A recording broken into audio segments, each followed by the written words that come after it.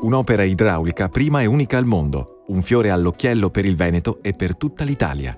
Così è stato definito il progetto per la produzione del primo gruppo cerniera del sistema MOSE, presentato con una cerimonia giovedì 18 marzo al Ministro per le Infrastrutture, Altero Matteoli, dal Presidente del Magistrato alle Acque di Venezia, Professor Patrizio Cuccioletta.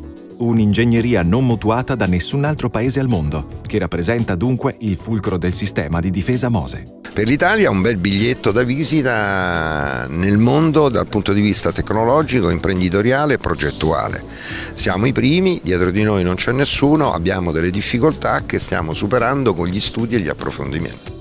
Con la cerimonia di sganciamento del tensionatore, affidata direttamente alle mani del Ministro, si è infatti chiusa alla FIP di Selvazzano Dentro la fase sperimentale della costruzione delle cerniere del MOSE, il sistema di dighe mobili che alle bocche di porto della laguna di Venezia difenderà dal 2014 Venezia dall'acqua alta. Complessivamente è prevista la realizzazione di 156 cerniere, 2 per ogni paratoia delle barriere, oltre ad alcuni elementi di riserva. La cerniera connettore è il congegno più delicato dell'intera opera e comprende tutte le parti impiantistiche necessarie per il funzionamento delle paratoie. Questo è l'elemento gruppo connettore cerniera nel suo insieme. Qui abbiamo in azzurro, in blu meglio, l'elemento femmina che è quello ancorato al cassone. Qui immaginiamo l'abbiamo fatto sparire, ma qui c'è la soletta di calcestruzzo del cassone di fondazione. Queste sono rosse, sono delle barre d'ancoraggio che tengono la femmina ancorata al cassone.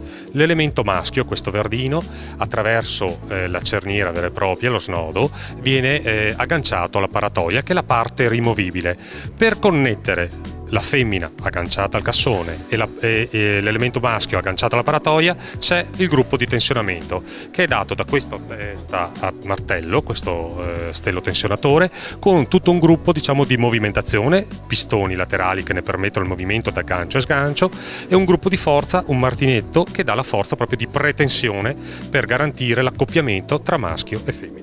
La produzione industriale delle cerniere, che vincolano le paratoie e i cassoni entro cui sono alloggiate, è stata preceduta da una serie di prove funzionali, strutturali e sui materiali, eseguite in un campo prove dove sono state riprodotte le condizioni ambientali che si registrano nelle profondità previste. Per il MOSE si tratta di un ulteriore passo avanti verso la conclusione dei lavori, giunti al 63% dello stato di avanzamento. Il ministro Matteoli ha garantito che i finanziamenti per l'opera continueranno ad arrivare.